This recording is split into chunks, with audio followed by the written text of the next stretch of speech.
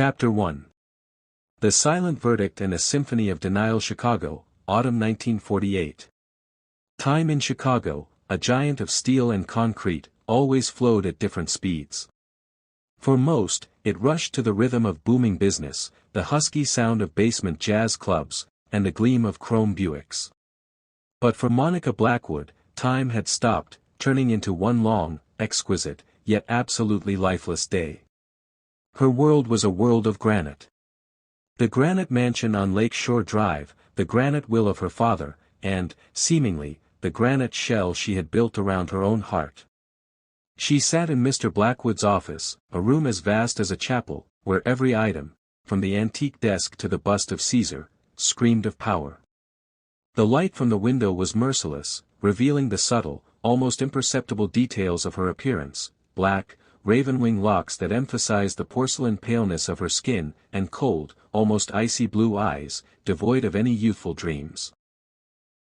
On her full, usually impassive lips, there was no shadow of a smile or worry.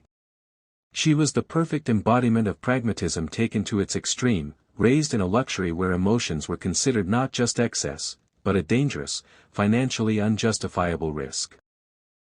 Jack Lowell is not just the best choice, Monica, he is the only choice. Mr. Blackwood's voice, a magnate and owner of half the port warehouses, sounded like a final, unappealable verdict. His tone was not demanding but factual, which was much scarier. Lowell's textile monopoly, his European connections, and my logistics assets. We will create not just a conglomerate, but an empire that will outlast us both. And you will gain not just stability, but power, my girl. True, unbreakable power. Monica looked not at her father, but at the immaculate tip of her shoe. Argue? Why? The last time she allowed herself to fall for a Hollywood mirage, an affair with a young, handsome, but completely unpromising artist, it shattered against the rocks of reality so loudly that the fragments still cut her. Since then, she concluded, love is a pathological delusion for the poor, and marriage is the only dignified form of high-level transaction. I understand, father. And I accept, she replied calmly, and that, accept, was the most terrifying word for her because it closed all doors to any possible, albeit ghostly, other life. That's my sensible girl. My blood, he grunted in approval, leaning back in his chair. The wedding date, late autumn. Jack has business in Europe, he wants you to be his legal wife before the big negotiations start. It's a matter of prestige, Monica. And a matter of contract. The wedding to Jack Lowell, a man with impeccable manners, a perfect tuxedo, and an absolutely empty, sparkless gaze, was only a matter of time and a signature. Monica didn't love him, but more importantly, she didn't hate him either. It was convenient. Convenient, predictable, painless. The meeting at the lost chord, the rhythm of shattered armor. The previous week, Monica was supposed to attend a boring, obligatory dinner with her father's banking partners. However, her friend Lillian, the only one who sometimes still tried to pierce her icy facade, dragged her to her cousin's birthday party. The celebration was held in a private, slightly scruffy hall above the Lost Chord Club, a place Monica usually wouldn't enter. This was a different Chicago, one that smelled of whiskey, sweat, and electrically charged music. She arrived late, feeling guilty and relieved. She wore a bespoke silver dress that made the air around her vibrate, reflecting the dim lights. She was an alien body in that noisy, genuine world. She was looking for Lillian when her distant, indifferent gaze caught sight of a figure near the exit, in the shadow of an archway. It was Nathan Cassidy. The owner of the Lost Chord. A living, pulsating legend of Chicago nightlife. Rumors said he could pull the soul out of a person with just one note on his saxophone. With his sandy, perpetually tousled curls that he seemed to intentionally leave messy, bright, almost emerald green eyes, and a shirt carelessly but perfectly unbuttoned by 2 buttons, he looked like a dangerous, living dream that had no place in her schedule. Nathan was just about to leave. He was tired of the endless flirting that didn't interest him, of the empty compliments and sticky glances. To him, women from high society were like elegant but cold sculptures. But when Monica walked in, the world he knew, stopped. On the stage, the saxophonist seemed to hold the longest, most painful note, and all the noise, all the chatter, all the jazz chaos, suddenly died down for Nathan. He stared at her, at this woman who looked like she had stepped off the cover of the most expensive Vogue magazine, but whose blue eyes held an unexplained, almost childish longing. He didn't see arrogance. He saw a cage and a bird struggling inside. He straightened up abruptly, as if shocked, and, ignoring the bartender and the waiter, walked towards her. His stride was as confident and rhythmic as his music. "Please don't leave," he said softly, almost whispering, when he stood close. His voice was low, like the sound of a double bass in the silence. For the first time in her life, Monica felt her pragmatic, years-long armor crack, like ice under the first spring sun. "I've just arrived. And you seem to be running away from all these people." Her voice sounded drier than she intended. She was trying to regain control. Nathan smiled wryly. That smile was as dangerous as a trumpet solo. "I was running from emptiness. From predictability, Monica. And I think I've just stumbled upon something real, something that has a rhythm." Nathan Cassidy. "At your service, and yes, I seem to be charmed forever," he bowed with a light, provocative grace. Monica Blackwood. "And I don't believe in charm or forever, Mr. Cassidy," she answered directly, but she didn't pull away when he took her hand. His touch was warm, confident, alive. He lifted her hand not for a trivial kiss, but to study the delicate, aristocratic lines. "Then I have a job to do, Monica," his green eyes shone with a challenge. "I will teach you. Or, at least, I'll make you want to learn. Life is not an accounting report." Chapter 2. Lessons in a Forbidden Melody. Nathan approached this task with the same fierce, burning passion with which he conducted his jazz band. To him, Monica was the most complex instrument, the quietest and most beautiful melody he had ever had to decipher. He didn't send her the banal, predictable roses that Lowell sent. He sent her rare, dusty vinyl records of old, forgotten blues divas, whose voices were full of pain and love, and small bouquets of violets, smelling of earth and spring. He waited for her. Not at the door of her home, which was guarded by 2 bodyguards, but at the entrance to the university where, at her father's insistence, she was studying economics. He knew her schedule better than she did. One day, he approached her as she was leaving the gloomy but majestic university library.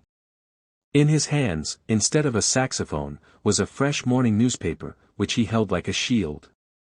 "Good morning, my most serious, my most unattainable lady," he said, adjusting his bow tie, which was a bold indigo color today. "I've booked a table at Casey Street for lunch. Come, let's celebrate the fact that we breathe the same air and exist on the same planet. That's a miracle already." Monica felt something clench inside her. The desire was strong, almost physical. "Nathan, I can't. I have a lecture in an hour on the problems of the European post-war market, and I cannot cancel my engagement to Mr. Lowell." Monica was used to saying this with the same stony face with which she read stock market summaries. He placed the newspaper on the nearest parapet and looked at her with disarming tenderness, devoid of any mockery. "Monica, you are like this newspaper. Perfectly folded, with important headlines like 'Magnate's Daughter Marries,' but the most interesting parts, everything that beats and cries out, are sealed inside. You talk about Lowell, about duty, but your eyes speak of escape. Do you want me to come and snatch you away? I will. But for now, allow me to take you to lunch. Just an hour. If you don't like it, if you don't feel like yourself for even 1 minute, I will disappear. I promise." "You know you won't disappear, Nathan," she whispered, her defenses crumbling. "I know. But I promise that this hour will be worth more than your entire, convenient life." It will be an hour where you allow yourself to feel. And she went. An hour turned into a whole, magical series. Then came the secret meetings in an old, abandoned park where no one went, and where they could talk without fear of prying eyes. And then, the most precious hours alone in his club when all the noise died down, when the musicians had left, and it was just him, her, and his saxophone. His flippancy turned out to be just a mask, a bright wrapping for an incredibly complex, deep soul. He was in love not with her wealth or her beauty, but with life itself and with genuine, unfeigned feelings. And her pragmatism, her coldness, her cynicism, all of it melted under his pressure, like snow under the breath of spring. She laughed at his jokes, allowed him to touch her cheek, and one time, shielded by the darkness, he kissed her. It wasn't an arrogant kiss, but a long, demanding one that burned away her years of emotional isolation. And for the first time in years, she felt that her heart wasn't just pumping blood at the command of her mind. It was dancing. It had found its true, wild, jazzy rhythm. 3 months passed. 3 months of secrecy, passion, and incredible, deep kinship. Monica and Nathan were on the verge. One word, one public kiss, one look, and everything would be revealed. She was ready to confess everything to him, to declare her feelings. But fate, or rather, the financial genius of her father, Mr. Blackwood, struck first. Chapter 3. The interrupted cadenza. Monica entered the living room, where her father, unusually agitated, was drinking whiskey. Next to him sat her fiancé, Jack Lowell, perfect as a mannequin and just as soulless. "Monica, good news." "No, excellent news," her father's voice boomed with self-satisfaction. "Jack is flying to Europe earlier. An unexpected but very large contract in Paris. He wants you to be his wife while he's there. It's a matter of European prestige. We're moving the wedding. It will take place, in 2 weeks," he announced it like a gift, the most coveted prize. Monica felt a cold current run down her spine. "In 2 weeks? Father, I can't," her voice cracked, which was unheard of. Jack Lowell, flawlessly, stood up. "Monica, darling, no problems. The wedding is just a formality. We'll leave the next day. Paris awaits. And our joint business." "You already agreed, Monica. Your contract is signed. Don't start this, Monica. You've always been sensible," her father cut her off without letting her explain. She left the room. Her mind screamed of duty, contracts, and financial stability. But her heart, which Nathan had awakened, was now beating like a frantic, trapped bird in a cage of steel bars. Love. This feeling she despised as a weakness was now the only thing that mattered. She loved Nathan madly, desperately. She couldn't marry Jack. It would be a crime against the new, alive Monica she had found. Late evening. Chicago's streets were drenched in a pouring, yet warm, autumn rain. Monica, ignoring the water staining her elegant coat, burst into "The Lost Chord." The club was full, but not packed. Nathan was on stage. He wasn't singing. He was playing the saxophone. The instrument in his hands wept a long, drawn-out, almost mournful melody. It was the "blues of broken hope," and it penetrated the skin. She waited for him to finish. He came down from the stage, looking exhausted but with the same dangerous fire in his eyes. He immediately sensed Monica's tension, just as a musician senses a false note in an orchestra. In the dressing room, without a word, ignoring his assistant, she rushed to him and hugged him as tightly as if she feared he would vanish. "Nathan, I love you. I can't live without you." Her perfect makeup ran with tears, bursting from her eyes for the first time in her life. "This isn't just a game, it's my life. I can't do this." Nathan froze. The phrase he had been waiting for, the one that should have been his triumph, now sounded like a declaration of war. Something in her gaze was broken, damaged. Monica. What happened? You're trembling. Why these tears? Is it your engagement? Did your perfect fiancé finally disappoint you? A hint of rage crept into his voice. Nathan, you need to know the truth. I'm engaged. My father wants me to marry Jack Lowell. The wedding is in 2 weeks. She pulled back so he could see all her pain.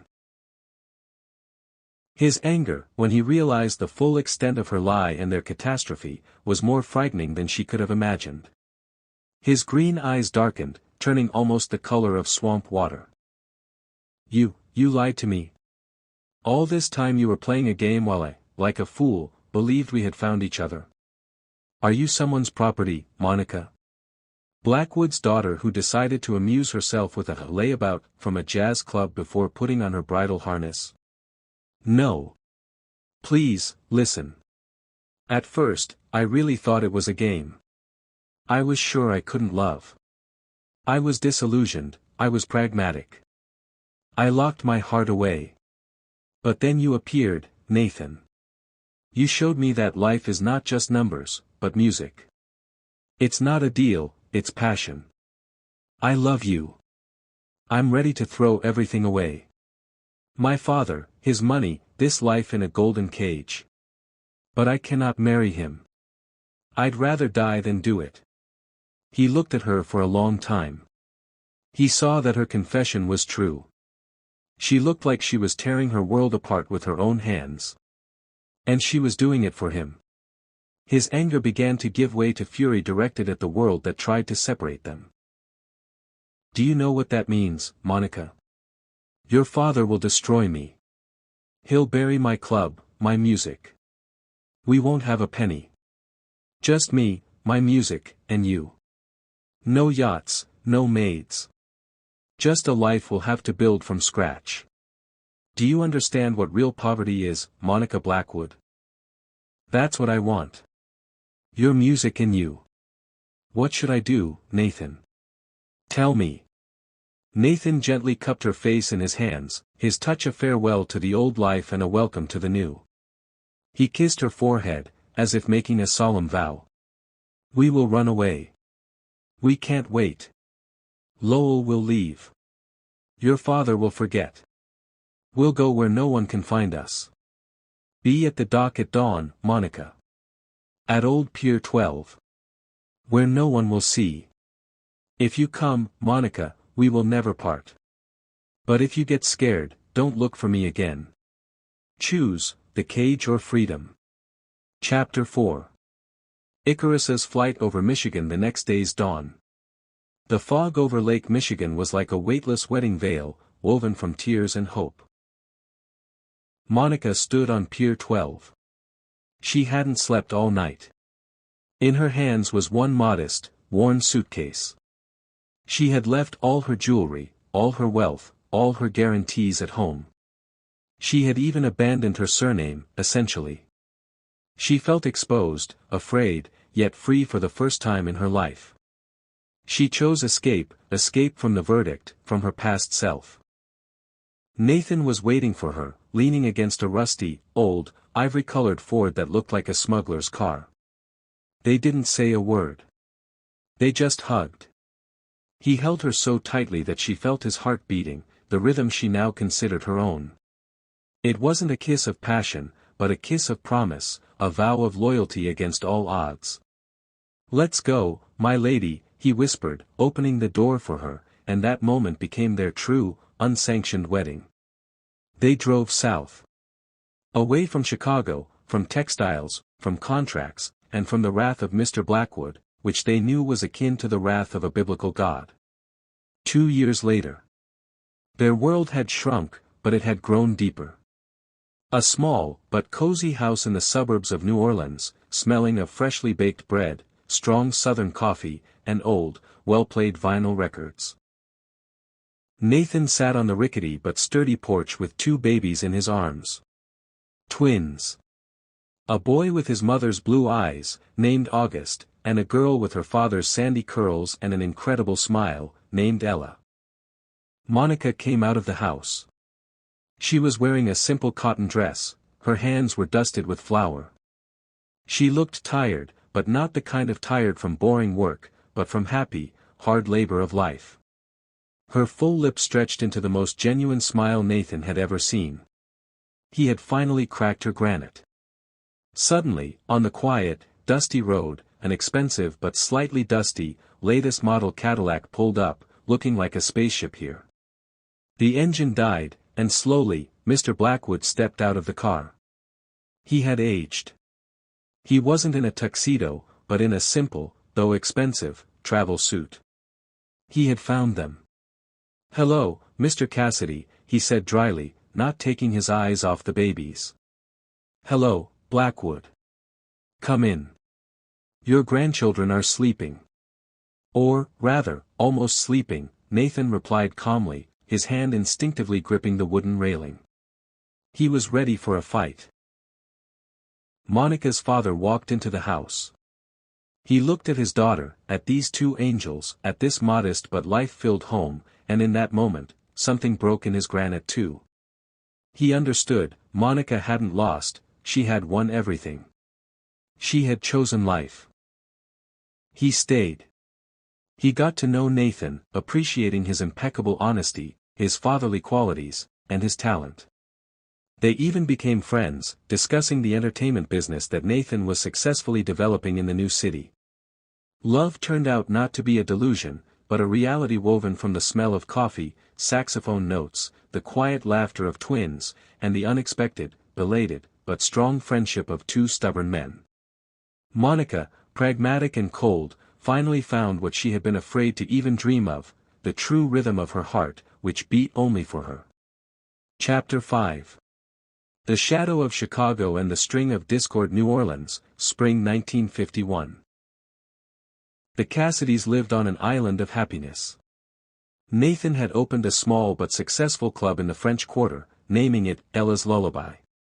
Monica managed all his finances, using her brilliant economic knowledge. Away from Chicago's high society gloss, she had blossomed, her beauty softened, her eyes glowed with warmth. Her hands, used to holding champagne glasses, now easily managed baby bottles and ledger books. Her relationship with her father, Mr. Blackwood, was gradually warming. His visits became regular. He was not just a grandfather, he became a sponsor, not of money, but of hope. He saw in Nathan the strength and integrity he had fruitlessly sought in his business partners. But the idyll was not meant to last. The epic nature of melodrama always demands the return of the past. One evening, at Ella's Lullaby, Monica, sorting through the mail, found a letter sent from Chicago. The envelope had no return address, but it bore a faint, specific seal, the one used by the legal firm belonging to Jack Lowell. Monica opened it with trembling hands. Inside was a newspaper clipping dated the day before yesterday. The headline screamed in large letters, "Port magnate Blackwood declared bankrupt. Faces federal investigation into illegal port deals." Below the clipping was a short, handwritten note. "Your stability has crumbled, Monica. You ran away with the money that could have saved him, but he wouldn't let you know. He was protecting your layabout. Lowell is back. And he hasn't forgotten me or you.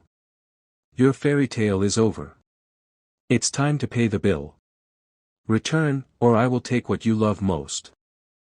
Everything inside Monica turned to ice. This wasn't a threat. This was war. Jack Lowell, the jilted fiancé, the man with the empty gaze, had turned into a sophisticated, vengeful enemy. He didn't just want revenge, he wanted to reclaim Monica by destroying everything she had built. And he started with her father. When Nathan returned home, he was met not by a joyful smile, but by a woman whose eyes were once again icy, just like in Chicago. "Nathan, we have to leave. Immediately. He found us. He ruined my father." She handed him the letter and the clipping. Nathan read it. He wasn't scared. He was filled with fury. The fury of a protector, the rage of a man being threatened. No, Monica. We won't run away. We ran once. Now we fight. This is our home. Our children are sleeping in this crib. He wants to take your love. He'll have to take it from my dead grasp. Nathan, this isn't just revenge. This is Jack Lowell. He has ties to the mob, he has politicians in his pocket. He will destroy you. He will destroy us. I'm a musician, Monica. But I'm not a weakling. I know how to survive in this city. We will fight, but not here. We will go back. We will go to Chicago. I need to see your father. And I need to look this man in the eye. It's my duty to you, to our family. I won't let you choose between me and your conscience anymore. We go together. Chapter 6. Return to the eye of the storm, Chicago. A week later. Their arrival was like a direct challenge. They settled not in a luxury hotel, but in a small, cheap one where Nathan had once started out. Nathan, using his old connections, quickly found Mr. Blackwood. The magnate, once a tyrant, now sat in a shabby apartment, broken and ruined. I didn't want you to know, Monica, he said, barely holding back tears. He forged the accounts. He redirected my investments. He destroyed me. Said it was a wedding gift. And now, he wants your club. He knows it's your life. Father, we will get everything back for you. Nathan and I, Monica took his hand for the first time in years. Nathan, however, took on the riskiest role. He went straight into the enemy's lair. The meeting took place in the same office where Monica had once received her silent verdict. Jack Lowell sat at Blackwood's desk like a king. Nathan Cassidy. The heroic lover. I knew you'd come, Lowell smiled an icy, flawless smile. I'll give you a chance. Take Monica and the children away. I'll take your assets in New Orleans, and I'll let you live. And Monica. Monica will come back to me. She's mine by right. By contract. You're just a dirty, melodic thorn in my side. Monica isn't a thing, Lowell. She's a woman. And she chose me. 2 years ago. Her choice wasn't Ford over Cadillac. Her choice was life over death. Nathan didn't raise his voice. Life? Or money, Cassidy? You didn't understand. Your entire club, your entire life, that was Blackwood's investment. He secretly transferred money to you to give you a chance. He was still thinking about stability. And now his money, his investment, is mine. I will ruin you. I will take everything you love. And she will watch her love collapse. Lowell produced a contract. It was the marriage agreement. It contained a hidden clause, signed by Blackwood, stating that in the event Monica refused to marry, all her future assets, as well as assets connected to her, Nathan's club, which he helped buy, would be transferred to Lowell's control as compensation for breach of contract and emotional damages. I didn't know. Nathan whispered. Of course, you didn't. Blackwood was protecting you, fool. And now Monica will choose, you and poverty, or me and the rescue of her father, who is buried in debt because of my decision. Nathan left. He knew they were on the edge of the abyss. Chapter 7. The price of harmony. Nathan returned to Monica with a heavy heart. He told her about the contract, about how her father, even in trying to fix things, had only worsened their situation. He tried to buy us freedom, Nathan. Even then, Monica wept. But now. I can't let Lowell destroy you and leave my father in prison. I have to go to him. No. I won't give you up, Monica. I'd rather burn down all of Chicago. The epic twist, the deal, we will do it differently, Nathan. We will give him what he wants. But on our terms. Monica had become pragmatic and cold again. He wants me. He'll get me. But not as a wife, but as a weapon. Monica went to Lowell alone. I will marry you, Jack, she said. But not immediately. A deal. You must drop all charges against my father and transfer Nathan's club to my name, as his own, legal property. And you must give me 1 year. 1 year for me to be your fiancé, live under your roof, work for you. And then, the wedding. Or I tell the press everything about your scheme with my father. Jack Lowell, blinded by revenge and the desire to possess Monica, agreed. He thought that in a year he would break her, return her to her former stability. Chapter 8. The Golden Cage. Monica returned to her old mansion. It was a luxurious prison. Jack was triumphant. He hosted parties, showing Monica to everyone as his most valuable trophy. The nights were the hardest. Jack treated her like a beautiful statue. At the same time, Nathan, whose heart was broken but whose love only intensified, remained in Chicago. He opened a small, dingy club in a poor neighborhood. He played the saddest, fiercest music of his life. The blues of freedom. He played for Monica. They met secretly. In the abandoned park where their love had once begun. These meetings were full of desperation and passion. I can't take it anymore, Monica. Call it off. I'll take you away right now. Nathan pleaded. No, Nathan. Soon. I'm looking for evidence. Jack keeps all the accounts, all the fake documents.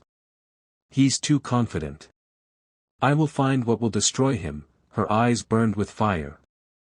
Monica wasn't just living there. She was working. She studied his company. She looked for cracks in his empire. After 6 months, she found it. She discovered a secret account in Switzerland, where Lowell was transferring money through offshore companies to avoid taxes.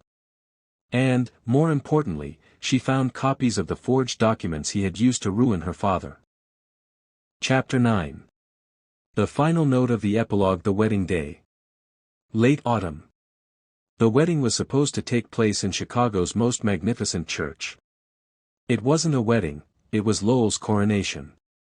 Monica was in a wedding dress that shone but brought her no joy. She looked like a marble Venus. Jack Lowell stood at the altar. The guests, all of Chicago's high society, watched. In the front row was her father, cleared of charges but still with his head bowed.